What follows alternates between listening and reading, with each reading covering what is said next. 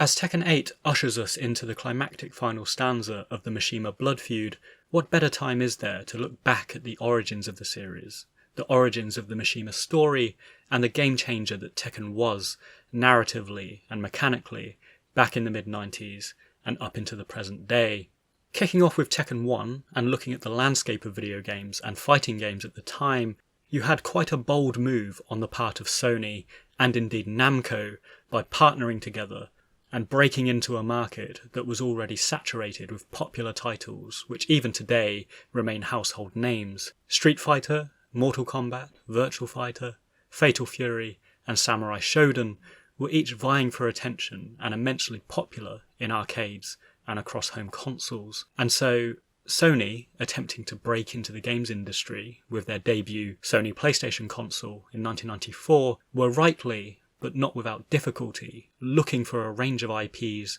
that they could adopt and run as flagship games. The gamble between Namco and Sony paid off, and I would argue that it was three key titles in particular that secured Sony's legacy and the PlayStation's legacy in its contention in the 5th generation console cycle. So right out of the gate, we had Ridge Racer, we had Time Crisis, and indeed we had Tekken, which were each in radically different genres, but in their own way, and through the PlayStation's technology, were able to replicate and faithfully adapt the quality and the experience of the arcade onto the home console. Now, looking at Tekken specifically, I want to focus as much on its significance narratively as on its innovations in gameplay, because I think both are important, but really it was the appeal of character and story and its departure from what had come previously and what was expected in fighting games that really can't be understated when we look at the popularity of this series. But first, in terms of graphics and mechanics, I have to admit, slightly blinded by nostalgia here, because Tekken was the first time I ever saw a 3D game, and I was round one of my dad's friends' houses. They had just bought the new PlayStation, and I was blown away seeing Tekken on a TV screen, having been used to the 2D side-scrolling games of the 16-bit era, like Sonic the Hedgehog, Streets of Rage, stuff like that. So seeing this fully rendered 3D landscape was just amazing. But in terms of the use of the 3D space and the Z-axis in terms of depth and playability, that wasn't really something that Tekken adopted, and this wasn't really utilised until Tekken 2, when you could roll away into the field to get up, and other little manoeuvres like that. And then Tekken 3 further built on that with sidestepping and stuff like this. So it was more the illusion of 3D space and the parallaxing 2D backdrop in the distance, and of course the polygonal 3D characters that really amplified the look and feel of Tekken back in 1994 and put it in immediate contention and on a par with the innovator of 3D fighting games, which was Sega's Virtua Fighter. And this is quite an important comparison to make, and is quite historically significant, because the reason we see similarities between Virtua Fighter and Tekken in how they rendered characters and built their environments is that Namco did actually poach the designers that worked on Virtua Fighter and brought them over to work on Tekken, including Seiichi Ishii, who directed the first two Tekken games and went on to direct notable fighting games and beat-em-ups like the Final Fantasy crossover Urgites, Tobal No. 1, and The Bouncer for the PlayStation 2. Tekken's button mapping was also innovative because instead of basing controls around strength or speed or something like that in terms of attack, the buttons were appended and mapped to a player's limb. So left and right punch, left and right kick. So many new players that were coming into fighting games, getting into the 5th generation console cycle at the ground floor and trying their hand at Tekken for the first time, many felt there was a certain intuition there in the relationship between player, controller configuration and character that other games in the genre didn't quite have. So all things considered, the innovations around button mapping, the 60 FPS frame rate, and Namco's System 11, which was kind of a powerhouse at the time, along with the 3D rendering that had been adapted and improved from the veterans of Virtua Fighter, it ensured that Tekken was a solid entry gameplay-wise for the 5th generation console cycle and as a flagship for a PlayStation fighting game. But really, I think it's coming into the characters and the story where Tekken really departed and continues to depart from its predecessors. Firstly, looking at powerhouses of the time, like Street Fighter, like Mortal Kombat, they each had heavy elements of fantasy and the supernatural involved. So we had the Hadouken fireballs and the sonic booms in Street Fighter, we had crazy characters like Raiden and Sub-Zero in Mortal Kombat, and so on. So what Tekken did, on the other hand, is ground its gameplay and ground its characters and movesets, for the most part, in a plausible reality. And I know that's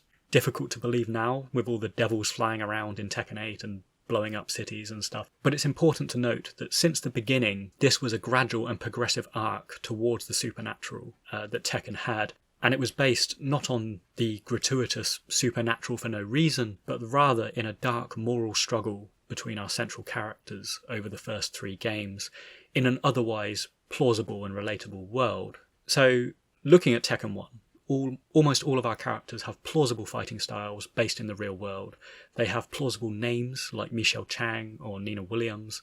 and this is balanced with maybe 3 characters who lean into the supernatural in the first game, which is Jack, who is a cyborg. We have Yoshimitsu, who is Yoshimitsu, and in Tekken 1 he wasn't quite the crazy space ninja that we know today, but nonetheless he was a strange demonic looking knight. And we had King, who had the transformative leopard mask. And I suppose if we want to count Paul Phoenix's haircut, that would make 4. So there was still this sort of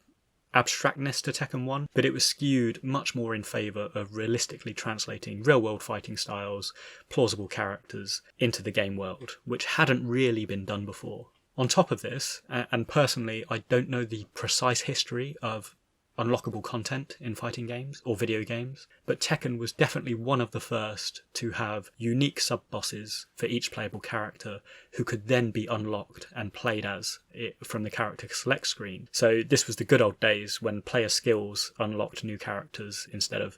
paying money for DLC, but it was limited in Tekken 1. And the sub-bosses like Kanemitsu and Armor King were basically palette swaps and utilised the same sound effects and movesets of their counterparts like Yoshimitsu and King. And most weirdly, the final boss Heihachi mixed a couple of unique sound effects with those of Jack, so he made these strange clanking metallic sounds while you were fighting him, which was really quite freaky at the time. But nonetheless, having unique characters, having unlockable characters, was just another great aspect of Tekken that improved over the next few games to come.